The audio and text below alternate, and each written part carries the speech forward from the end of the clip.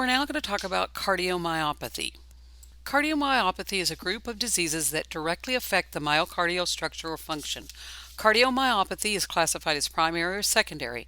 Primary cardiomyopathy refers to those conditions in which the cause is idiopathic. The heart muscle is the only part of the heart involved and the other heart structures are unaffected. In secondary cardiomyopathy, the cause of the myocardial disease is known and is due to another disease process. Common causes of secondary cardiomyopathy are listed in Table 3614. Three major types of cardiomyopathy are dilated, hypertrophic, and restrictive. Each type has its own pathogenesis, clinical presentation, and treatment protocols.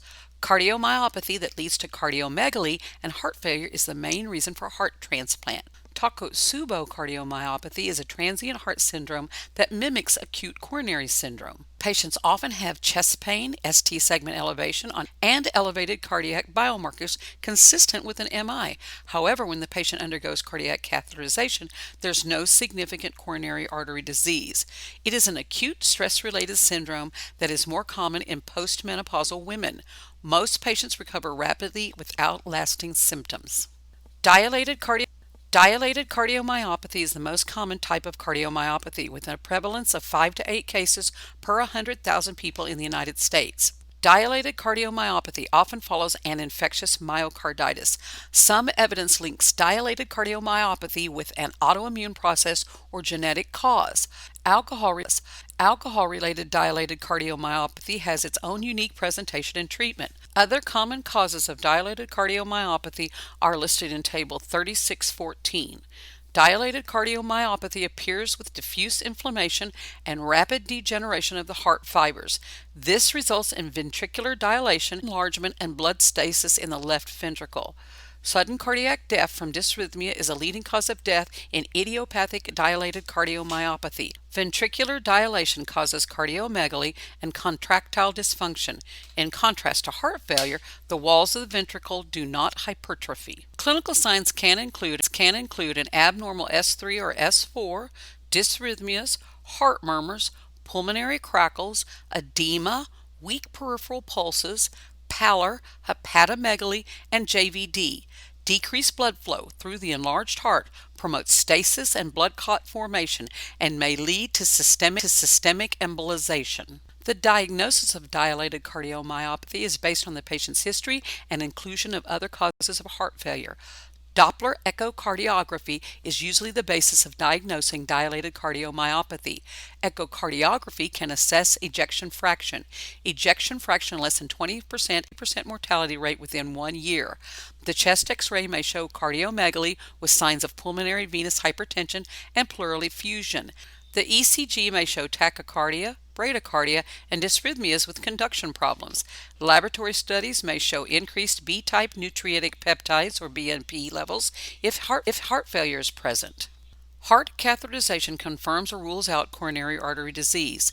An endomyocardial biopsy done at the time of the right-sided heart catheterization will identify any infectious organisms or other causes of disease.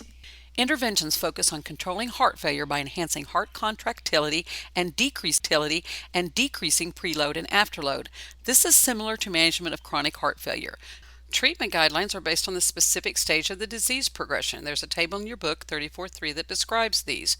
Treatment of patients with Class 4 or Stage D heart failure is more palliative than curative. Several different types of drugs manage heart failure. Nitrates, such as nitroglycerin, and diuretics, such as furosemide. They decrease preload. ACE inhibitors reduce afterload. Beta blockers like metoprolol and aldosterone antagonists like spironolactone control the neurohormonal stimulation that occurs in heart failure. Dysrhythmias are treated with appropriate antidysrhythmics. Anticoagulation therapy reduces the risk of systemic embolization from clots that form in the heart chambers. Drug and nutritional therapy and cardiac rehab may help, first, by lessening the symptoms of heart failure, and second, by improving cardiac output and quality of life. The patient with secondary dilated cardiomyopathy, for example, teach the patient with alcohol-related cardiomyopathy to abstain from alcohol. Unfortunately, dilated cardiomyopathy does not respond well to therapy, and patients have multiple episodes of heart failure. Patients may have to be hospitalized for infusions of dobutamine or milrinone, followed by aggressive diuresis. Sometimes these treatments are done in an outpatient setting or in the home under nursing supervision. After treatment, many patients see an improvement in symptoms for several weeks.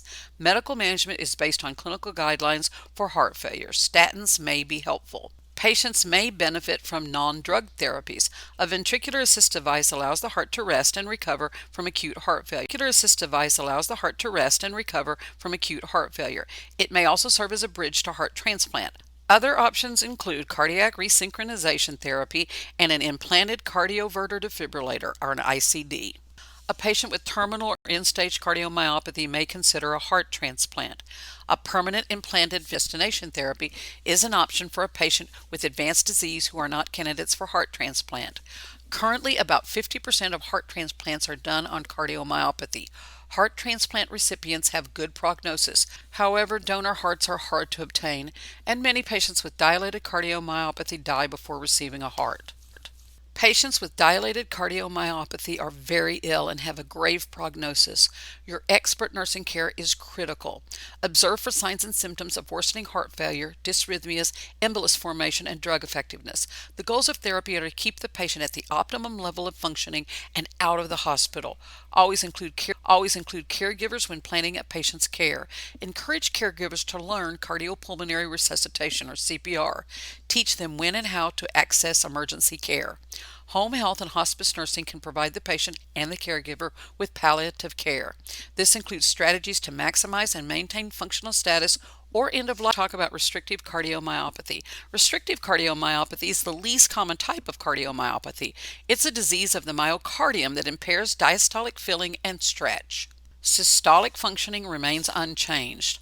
Although the specific cause of restrictive cardiomyopathy is unknown, several pathological processes may be involved in its development. Myocardial fibrosis, hypertrophy, and infiltration produce stiffness of the ventricle wall with loss of ventricular compliance. Secondary causes of restrictive cardiomyopathy include amyloidosis, endocardial fibrosis, sarcoidosis, and radiation of the thorax. With restrictive cardiomyopathy, the ventricles are resistant to filling and demand high diastolic filling pressures to maintain cardiac output. Classic manifestations of restricted cardiomyopathy are fatigue, exercise intolerance, and dyspnea. These occur because the heart cannot increase cardiac output by increasing the heart rate with filling. Other symptoms may include angina, orthopnea, syncope, and palpitations. The patient may have signs of heart failure, including dyspnea, peripheral edema, weight gain, ascites, hepatomegaly, and jugular vein distension. The chest X-ray may be normal, or it may show cardiomegaly from atrial enlargement. Pleural effusions and pulmonary congestion may occur as the patient progresses to heart failure. The ECG may show mild tachycardia at rest.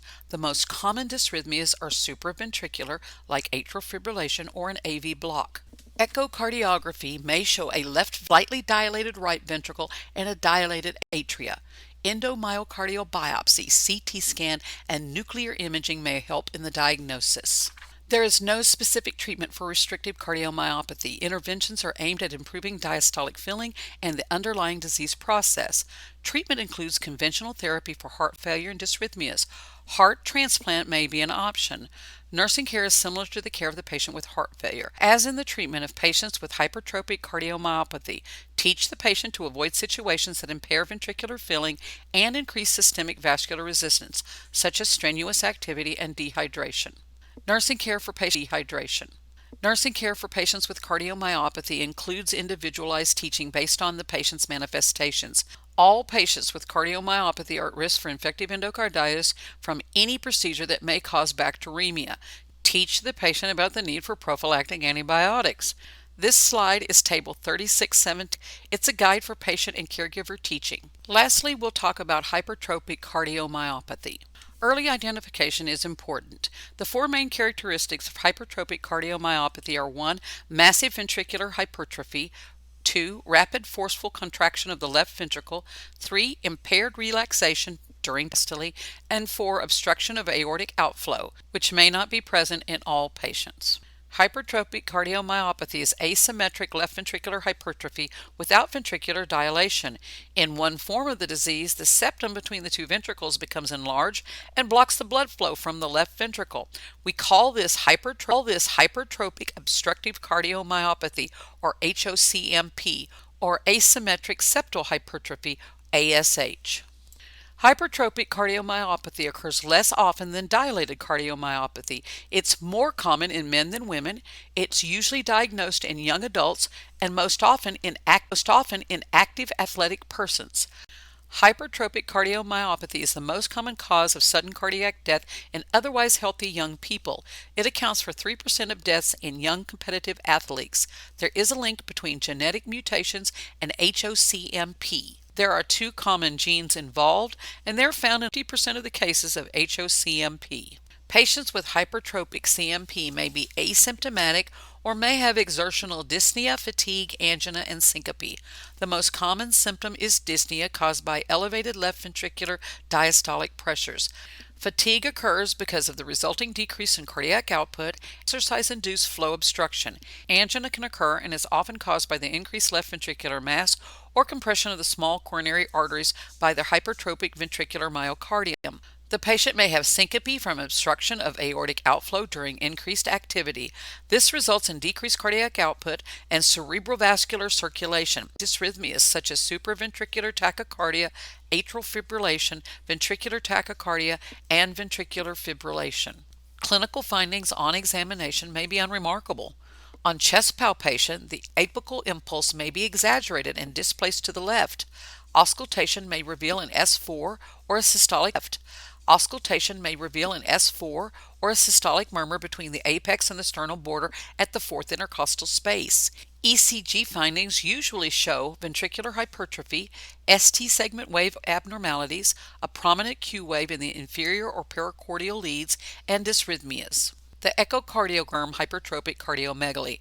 It may show wall motion abnormalities and diastolic dysfunction. Cardiac catheterization and nuclear stress testing may help diagnose and guide the treatment of hypertrophic cardiomegaly.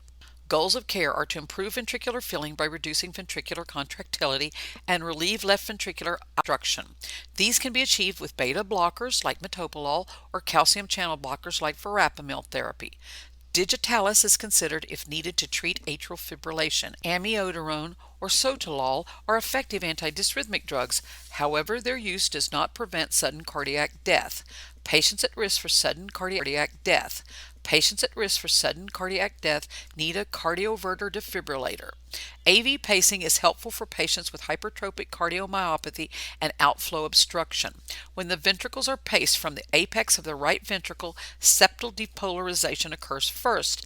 This allows the septum to move away from the left direction of the outflow tract. Some candidates with severe symptoms unresponsive to therapy may be candidates for surgical treatment for their hypertrophied septum. A ventriculomyotomy and a myectomy involves cutting into the thickened septal muscle and removing some of the ventricular muscle.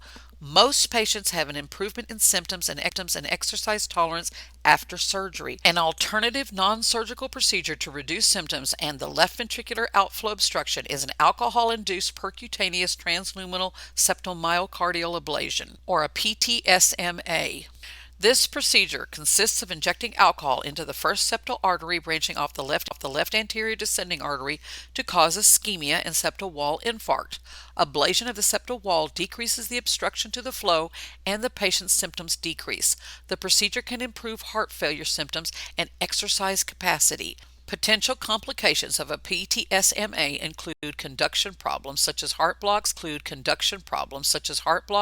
and an MI.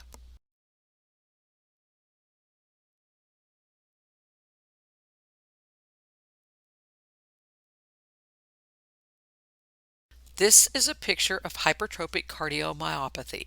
Remember, you're looking for ventricular hypertrophy, ventricular septum, and ventricular wall.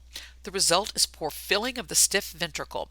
Decreased ventricular filling and obstruction of outflow can result in decreased cardiac output, especially during exertion. Nursing interventions for hypertrophic cardiomyopathy focus on relieving symptoms, observing for and preventing complications, and providing emotional support. Focus your teaching on helping patients plan to avoid strenuous activity and dehydration. Any activity that causes an increase in systemic vascular resistance, thus increasing the obstruction of forward flow, is dangerous. Rest and elevation of the feet to improve venous return to the heart can help manage chest pain. Vasodilators such as nitroglycerin may worsen the chest pain by decreasing venous return and further increasing obstruction